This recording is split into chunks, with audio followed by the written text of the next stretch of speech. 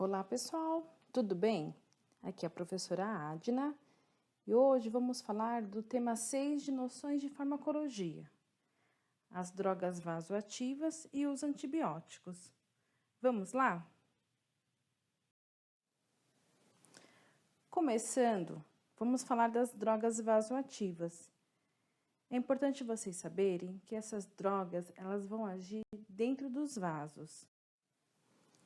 Então, são substâncias que apresentam uns efeitos vasculares periféricos, pulmonares ou cardíacos, sejam eles diretos ou indiretos, atuando em pequenas doses e com respostas dose dependentes, de efeito rápido e curto, através de receptores situados no endotélio vascular.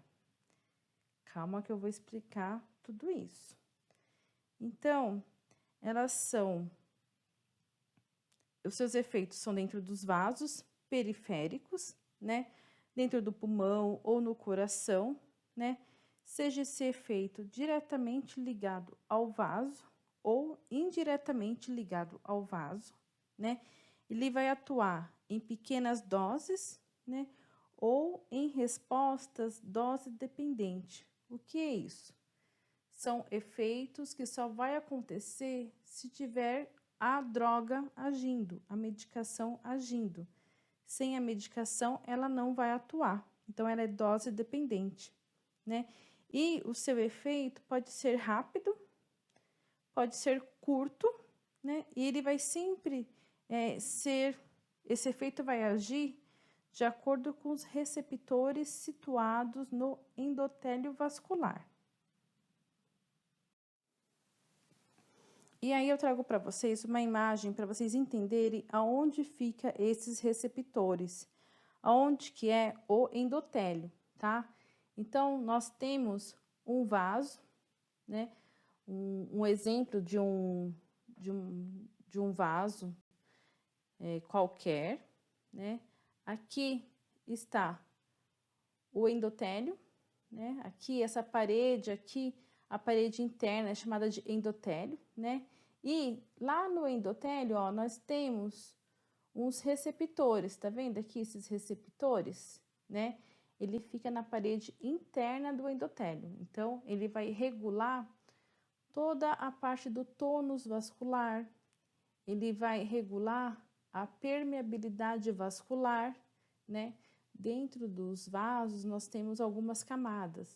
O endotélio é a camada mais íntima desse vaso, né? Então, ele vai restaurar e manter a perfusão efetiva aos órgãos vitais, né? Muitas vezes de pacientes com uma grande instabilidade hemodinâmica. Então, ele vai atuar no coração, no pulmão, em vários locais, dentro dos vasos. Essas medicações, elas vão atuar nesses receptores aqui, ó, que tem dentro dos vasos, né? Então, os receptores que vão fazer aumentar o tônus, diminuir o tônus. Isso é muito importante entender quando nós falamos de drogas vasoativas, drogas que agem dentro dos vasos. E também é muito importante vocês entenderem que nós temos toda a nossa medula, ela tem muitas ramificações neurológicas. Essas ramificações nós temos o sistema nervoso parasimpático, o sistema nervoso simpático. De acordo com os receptores, eles vão agir de modo diferente, né? Então, um dilata a pupila, o outro contrai a pupila. Então, de acordo com os receptores envolvidos, vai agir de forma diferente. Ou age no sistema simpático, ou age no sistema parasimpático. Isto é dentro de todo o nosso organismo, tá? Porque isso, toda a nossa medula espinhal, ela é cheia de ramificações neurológicas, terminações neurológicas, que tem função em todo o nosso organismo, né? Então, essa homeostase, esse equilíbrio dinâmico, ela tem que ter entre o sistema parasimpático e o simpático, né? muitas vezes o parasimpático, ele está atuando quando? Quando a gente está no momento de descanso, de digestão, né? E o simpático, ele é conhecido como o momento de luta e fuga, né? Uma taquicardia, um excesso de adrenalina, é mais o simpático que está sendo envolvido. É muito importante vocês compreenderem isto, por quê? Porque as medicações, elas vão agir de maneira diferente de acordo com os receptores, tá? Simpático, parasimpático. Então, aqui é mais um exemplo, né? O parasimpático, né? Contração da pupila, lágrima, salivação, reduz batimentos cardíacos. No brônquios, faz uma contração dos brônquios. No estômago, aumenta a motilidade, né? No intestino também aumenta a motilidade. Nós temos aqui bem claro mostrando o parasimpático versus o simpático. O que ele vai acontecer? Nos olhos, né, com as pupilas, um faz contração, o outro dilatação, né? No músculo ciliar, o simpático tem pouco efeito, né? No coração, um reduz frequência, o outro aumenta a frequência, né? Por exemplo, a adrenalina vai aumentar batimentos cardíacos, então ele vai agir no sistema nervoso simpático. Então, isso é importante para a gente saber aonde age cada medicação, tá? E aí, dentro das drogas vasoativas, nós temos alguns grupos, né? Nós temos as drogas adrenérgicas, simpatomiméticas, que vão fazer o quê? Vão agir de acordo com os adrenérgicos, né? São vasopressores, broncodilatadores, decongestionantes nasais, midriáticos, anorexígenos. Temos também, no outro grupo, as drogas antiadrenérgicas, os bloqueadores adrenérgicos, né? Os simpatolíticos, né? Eles vão bloqueadores de alfa, né? São receptores alfa. Adrenérgicos, bloqueadores de receptores beta-adrenérgicos. Também nós temos as drogas anticolinérgicas, né? Os bloqueadores colinérgicos ou os parasimpatolíticas, que são antimuscarinos principais, agentes ganglioplégicos principais, agentes bloqueadores neuromusculares, né? Calma que a gente vai falar todos eles um por um, calmamente. Então, os adrenérgicos simpatomiméticos, eles são fármacos, né, que produzem efeitos similares às respostas do estímulos de nervos adrenérgicos, quando estimulados. Por exemplo, a noradrenalina endógena, né? Então, ele é responsável, é um neurotransmissor noradrenalina. É a noradrenalina que é esse neurotransmissor, que vai fazer todo esse efeito, né?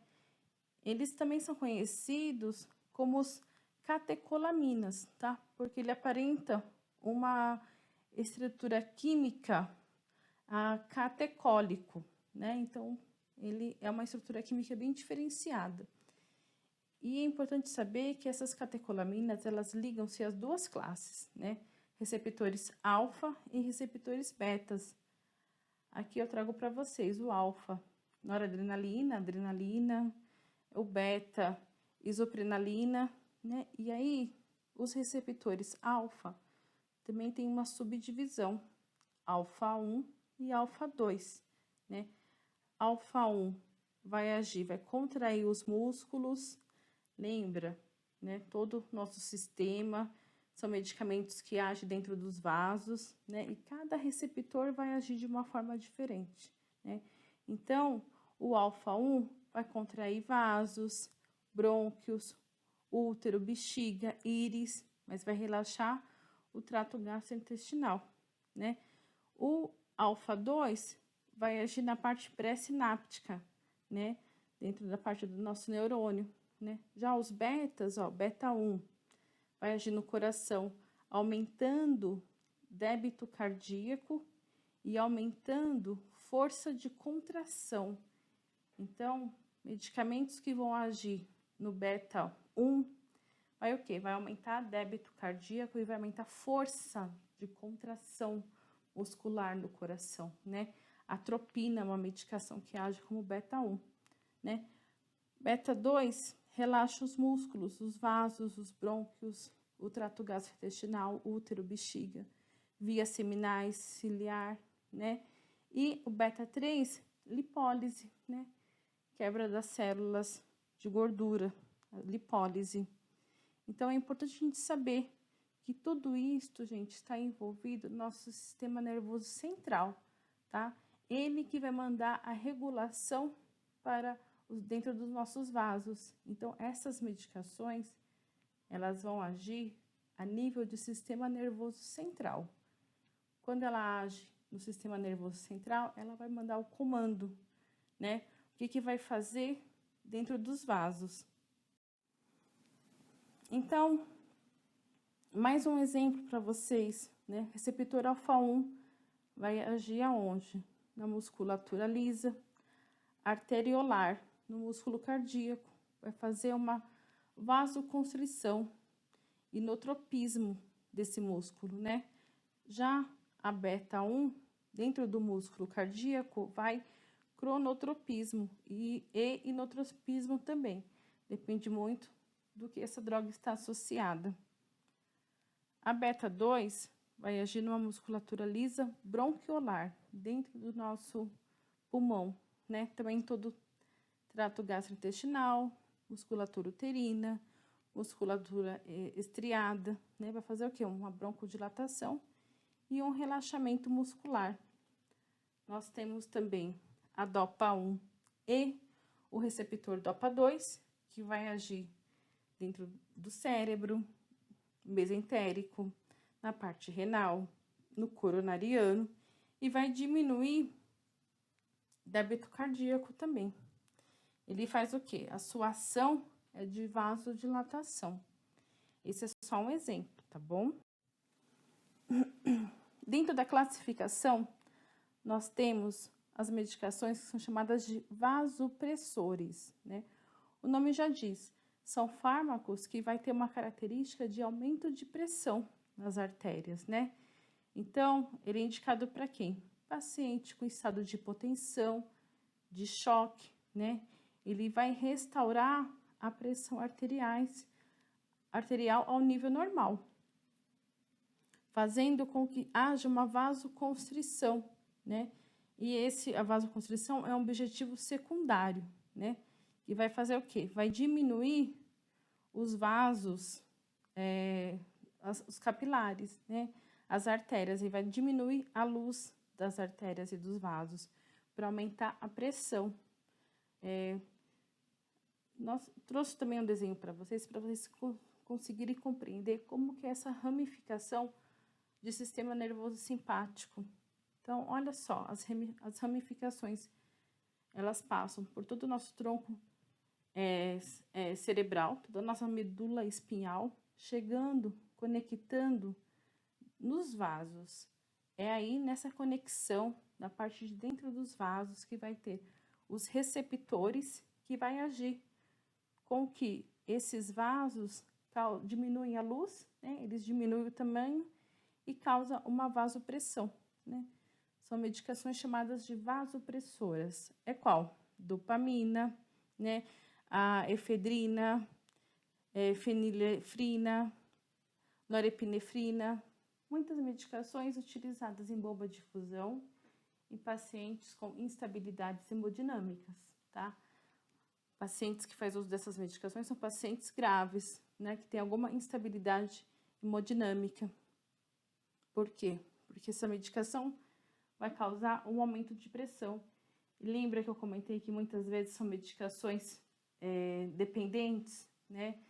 Por quê? Porque tem pacientes que ficam com essas bombas de dopamina e quando você tenta diminuir a dose, a pressão dele diminui muito. Então, ele é dose dependente. Requer essa dose até ter uma melhor estabilidade. Nós temos também uma outra classificação, que são os broncodilatadores, né? O nome já diz, são broncodilatadores, eles vai atuar nos receptores beta-adrenérgicos, né? Eles vão relaxar as contrações da musculatura lisa, né? Vai fazer o quê? Ele, se for beta-1 no coração, vai aumentar o débito cardíaco, aumenta a força de contração, né? Então, a adrenalina vai agir no beta-1, né? Sabutamol vai agir aonde? No beta-2, nos brônquios, né?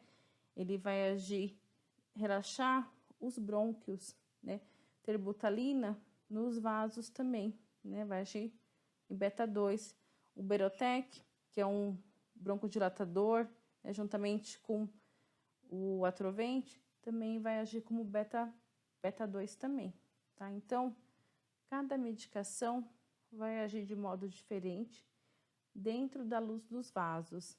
Lembrando que esses estímulos, ele vem lá do nível do sistema nervoso central, tá? A nível neurológico. Essa medicação vai agir lá e vai mandar os seus receptores, né? Vai mandar o sinal para os receptores de acordo com o receptor beta-1, beta-2, né? Para fazer a sua ação de broncodilatadores.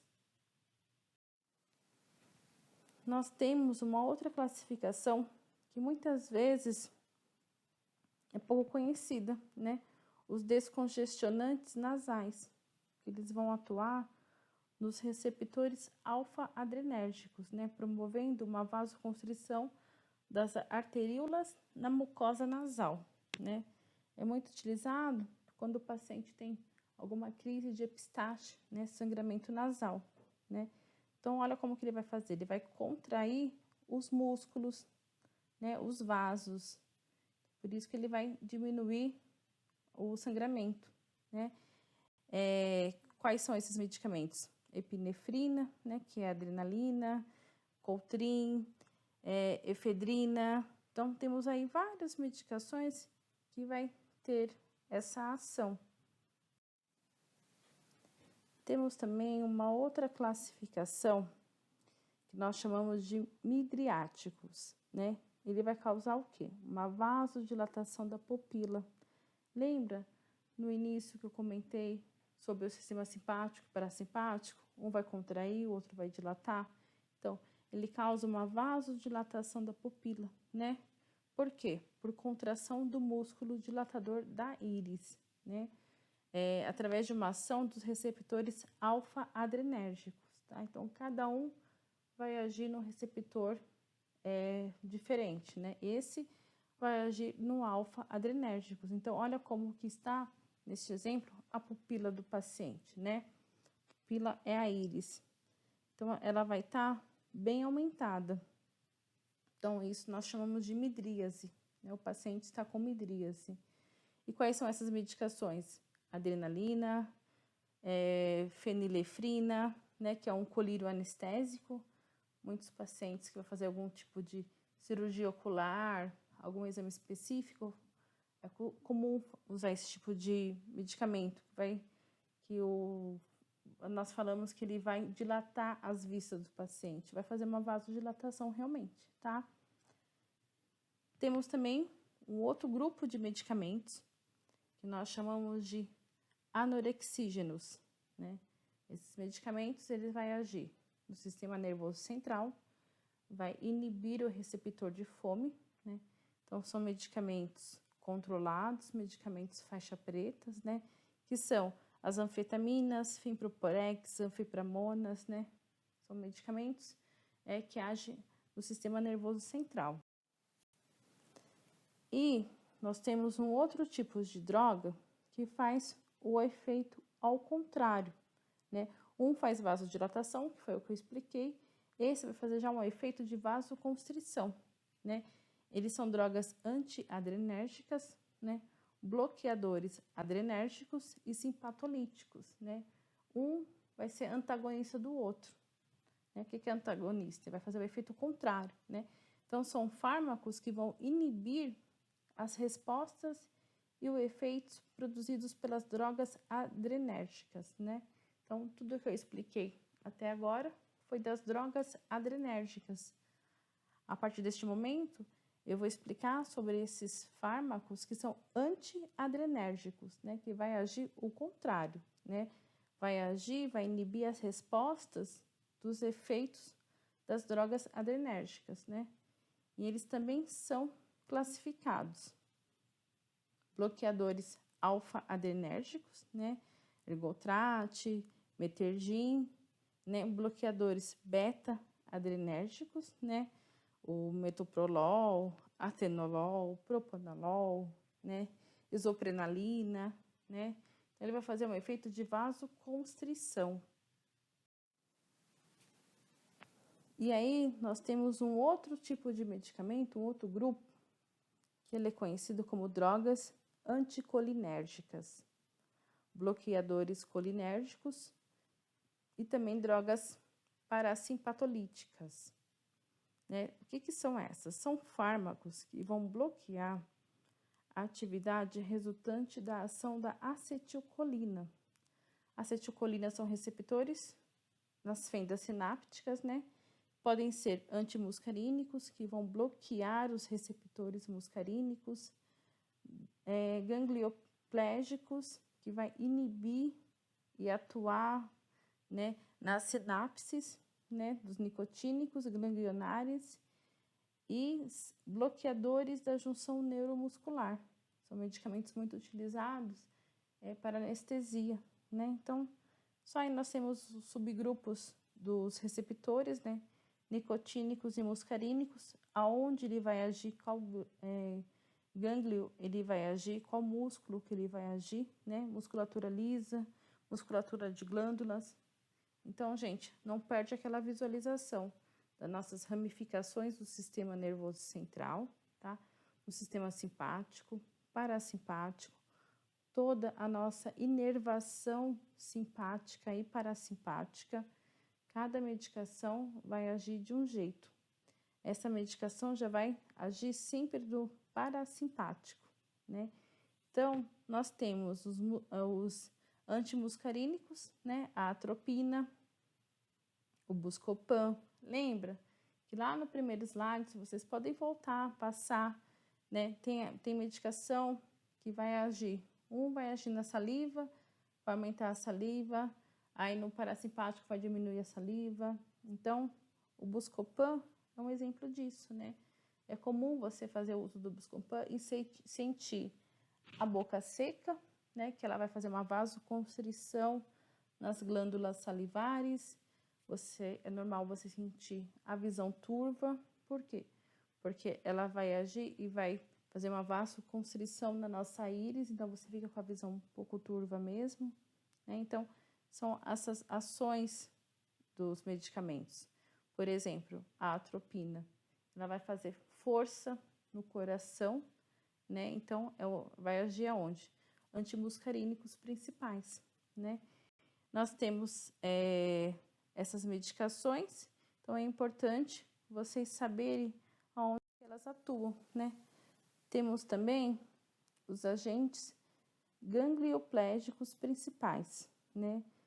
Mecamina, arfonade, são medicações, gente, que vão agir muitas vezes inibindo a acetilcolina, né? Que são receptores de membranas, lá na fenda sináptica, né? A gente tem sempre que lembrar que essas terminações nervosas, quando a gente faz, por exemplo, um furo no dedo, nós sentimos a dor, o caminho da dor, ela vai passando de ligação para ligação de células sinápticas, vai fazendo as ligações celulares. E esses agentes, eles vão agir nessas ligações. Por exemplo, os bloqueadores neuromusculares, eles são medicações que vai bloquear essa conexão nos músculos, né?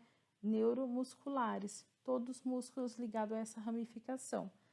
São medicações utilizadas para sedar o paciente, né? Para anestesia geral. O paciente está fazendo uma cirurgia e não sente nada. Por quê? Porque houve um bloqueio neuromuscular, né? Então, ele não vai sentir nada. só começa a sentir quando passa o efeito dessa medicação.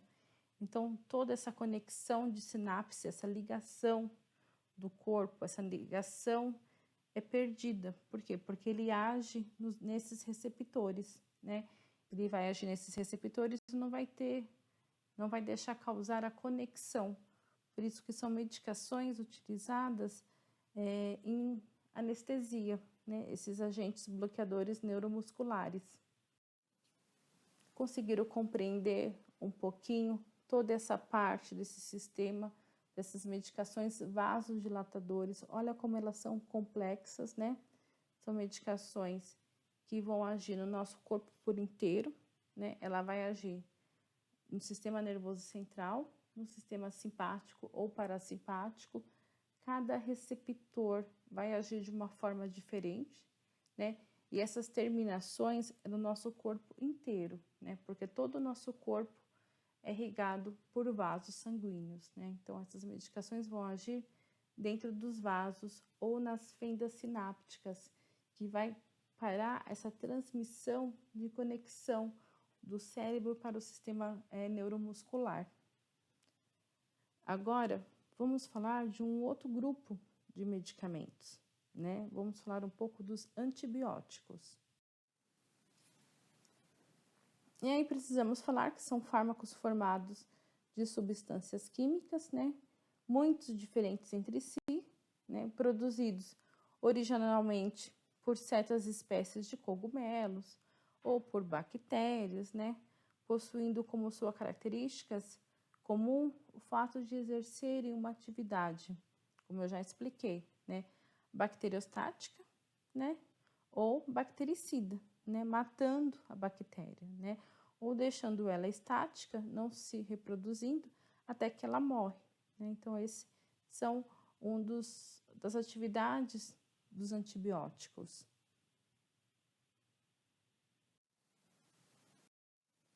Então, vou trazer uma história bem curiosa para vocês do primeiro antibiótico, né? O descobrimento do primeiro antibiótico.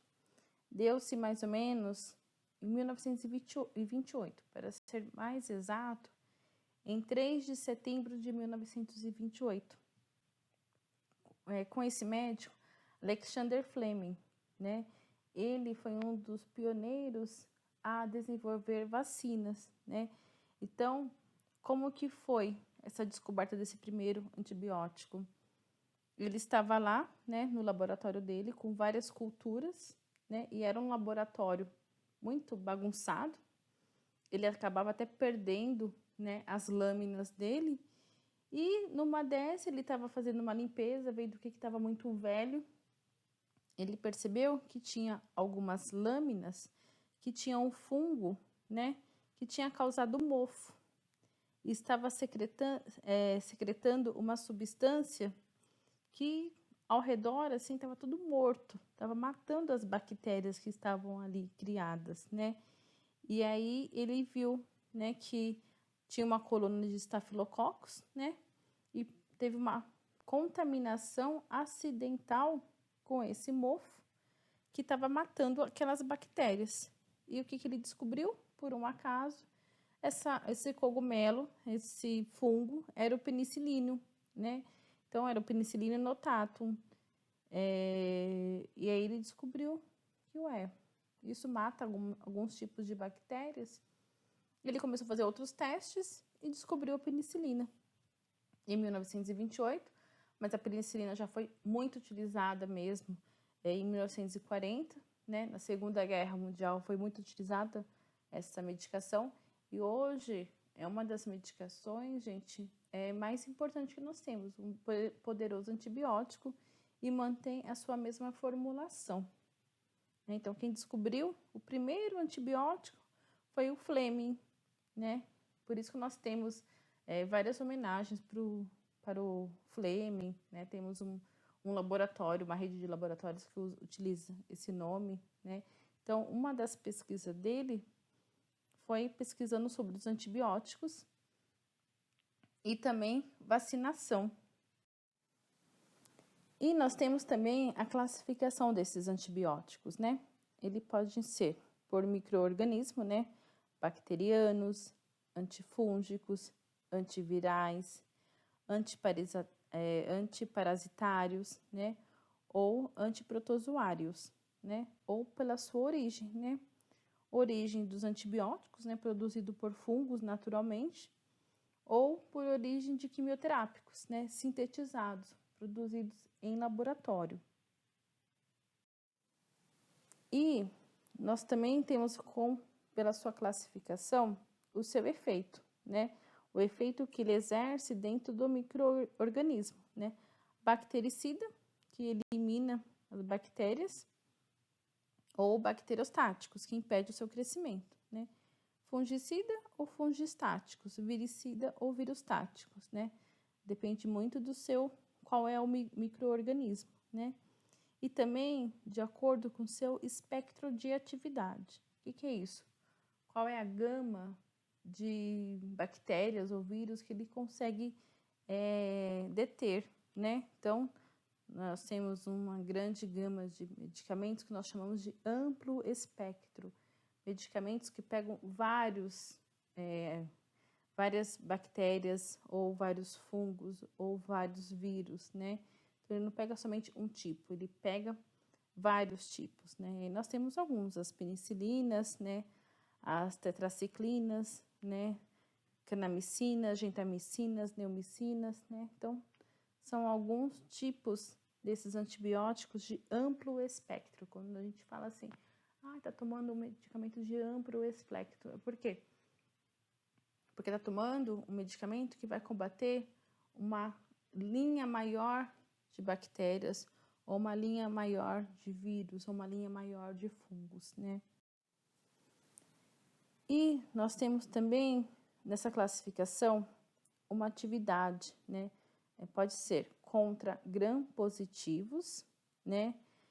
O que é esse gram-positivo? A coloração de gram, que é o que é chamado, né? É feito em laboratório, né? E foi descoberto que alguns tipos de bactérias, eles têm uma coloração mais violeta, né? Que aí foi denominado gram-positiva, né? E alguns outros tipos de fungos, bactérias, têm uma outra coloração, mais rosinha, um modelo mais diferente. Foram denominadas de gram-negativas, mas o gram nada mais é do tipo de coloração, né? Se a coloração está mais violeta, é gram-positivo. Se a coloração está mais rosinha, é gram-negativo.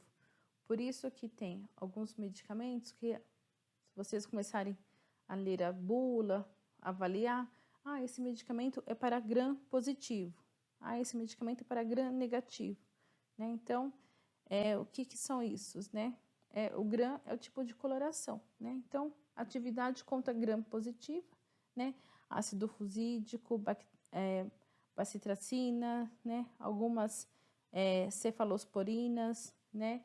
E quais são esses bacilos, né? São os streptococcus, os clostridiums, né? Enterococos, né? Então, aqui ao lado eu coloco alguns nomes dessas bactérias, né? E temos também os gram-negativas, que aí já são outro tipo de bactérias, né? Escherichia, H. pylori, né? Helicobacter, Salmonella, a Pseudomonas, a Chlamydia, né? Enterobacter, Klebsiella. Então, são alguns tipos de bactérias que não adianta ter que usar o medicamento certo. E qual é esse medicamento? Polimixina B, sulfomixina, né? Biciclomicina. Então, por isso que, de acordo com o gram, eu sei qual é o tipo de medicamento que eu vou utilizar. Então, é muito comum o médico fazer a cultura das bactérias, a cultura do sangue, para saber que tipo de bactéria está crescendo. Uma gram-positiva ou uma gram-negativa, para saber qual é o antibiótico certo para combater. E aí nós temos também a classificação por atividade, né? As micobactérias, né? Que são bactérias em forma de bastonetes retos ou encurvados, imóveis, que raramente se coram pelo módulo de Gram, né? Então, eles ficam fracamente gram-positivas, né? E quais são esses tipos de micobactérias? São as bactérias aeróbicas, né? Então, aeróbias, que elas podem causar algumas doenças, como, por exemplo, a tuberculose ou a hanseníase, né? Na coloração de grano vai pegar muito. Vai até entrar como gram positivo, né? Mas ela vai ter esse detalhe, vai ser aeróbias, né? Então, já é conhecido que é uma bactéria que vai causar, um vírus que vai causar uma tuberculose, uma hanseníase, né? E aí vai ser medicamentos adequados, né? Streptomicina, rifampicina, né? Então, são classificações pela sua atividade, né? Também pode ser a sua atividade pelos fungos, né? Que o nome já diz, são fungos, né? E vai agir de acordo com o tipo de fungos, né? Aí nós temos as nistatinas, né? Tricomicina, anfotericina B. Esses medicamentos, eles têm a sua apresentação oral, né? Apresentação por pomada, né? Então, endovenoso, né? Intramuscular, então tem vários tipos de apresentação, né? Nós temos os antibióticos antiamebianos, né? Que são de antibióticos para parasitas, né? Ameba, né? Entamoeba histolítica, né? Então, é um antibiótico também que vai agir, né? Paromonicina, né? Então, fumaglina. Então, são antibióticos antiamebianos, né? Que vai agir nos parasitas, né? E temos os antibióticos antineoplásicos, que são os estudados em quimioterapia. E nós temos, dentro dos antibióticos, alguns mecanismos de ação, né? Os antibióticos podem atuar de 4 maneiras, né? Primeiro, é prejudicando a formação da parede das células, né? Das células da bactéria, da célula do vírus, né? Segundo, ele vai desorganizar a membrana celular, né? Ele vai impedir, né, a divisão dos cromossomos, então a proliferação dessa bactéria, a proliferação desses vírus, né? Ou ele vai bloquear a síntese das proteínas, né? As células, as bactérias ou vírus não vai conseguir se multiplicar, né? Nós temos também, né, que pensar que o uso racional de qualquer droga é um fator muito importante, né? Em todos os casos e essencialmente no que tange os antibióticos. Por quê? Porque as pessoas podem desenvolver resistência, né? Então,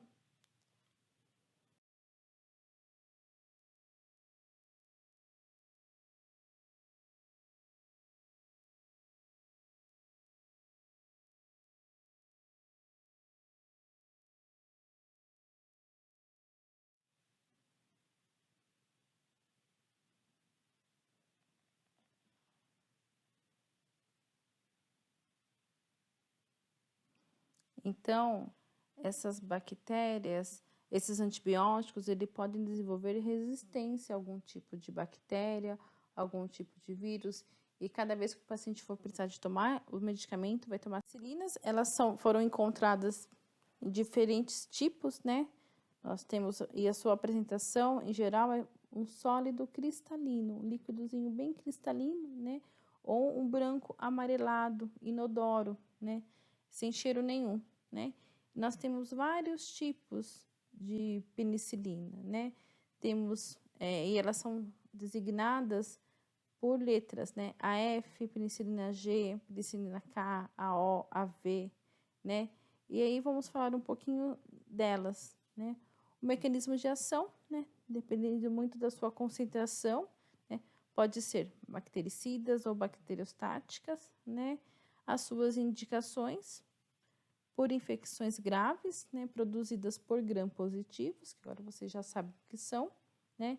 É um pré-operatório em pacientes portadores de alguma alteração de válvulas cardíacas, né, pacientes submetidos a tratamento por corticoide, né? A sua apresentação pode ser oral, por comprimido, intravenoso, né, ou intramuscular, né? E ela tem várias vias de administração, né? Retal, inalação, intratecal, né? Que são outras vias também utilizadas, que podem ser utilizadas, intrarraquidiana, né? Então, nós temos outras vias não muito comuns, mas também que podem ser utilizadas. E aí nós temos os grupos das principais penicilinas comercializadas, né? Por exemplo, nós temos as penicilinas G, né? Spacilina, penicilina G potássica, Pentide, isso já são nomes farmacêuticos, tá? Nome de farmácia, né? As ampicilinas, ampicil, ampicilin, binotal, né? Policilin, né? O grupo das carbenicilina, né? As carbenicilina, piopen, né? As amoxilinas, né? Amoxil, amoxilin, benzoral, riconcil, novocilin, o grupo das oxacilina, né? Estafilicin, né? O grupo das clocaxinas, né? Bactopen, e também os penveoral, penicilina V. Então, são vários grupos de penicilina, de apresentações diferenciadas, né? Para vocês conhecerem como que são essas apresentações, muitas vezes na farmácia, você pensa que é um outro antibiótico e é as penicilinas. Temos um outro grupo, né, as tetraciclinas, né, que apresentam-se de forma sólida, né, um cristalino e uma cor mais amarelada, inodoro, né, que não tem cheiro nenhum, né. O mecanismo de ação, bacteriostáticos, né, de amplo espectro, né, então abrange bactérias gram-positiva e gram-negativas, né, então como eu comentei, amplo espectro é que pega um grande grupo de bactérias, né. E a sua via de administração é via oral, né, que é a mais utilizada, intravenosa, intramuscular ou algumas aplicações tópicas, né, de pele. E nós temos, né, as comercializadas, né, que são do grupo das tetraciclinas, né, a cromicina, a própria tetraciclina, tetreclis, né. Temos também um outro grupo, né, as terramicinas e também as doxicilinas, né, vibramicina, né, que são outros grupos de antibióticos, né. Então, hoje nós falamos de 2 grupos de medicamentos muito utilizados, né, medicamentos utilizados com pacientes críticos, né, as drogas vasoativas, tem toda a sua ramificação do sistema parasimpático e simpático, que vai agir dentro dos vasos, né, de acordo com o seu receptor, ele tem uma ação diferenciada. E também conhecemos os principais grupos de antibióticos, né, para vocês saberem o que são todos esses antibióticos, quais são os que agem nos grãos positivos, quais agem nos grãos negativos, qual que é a sua diferença, né, quais são viricidas, quais são fungicidas, né, para vocês saberem. Bons estudos, espero que tenha ajudado vocês a agregar um pouco mais de conhecimento. Até a próxima aula.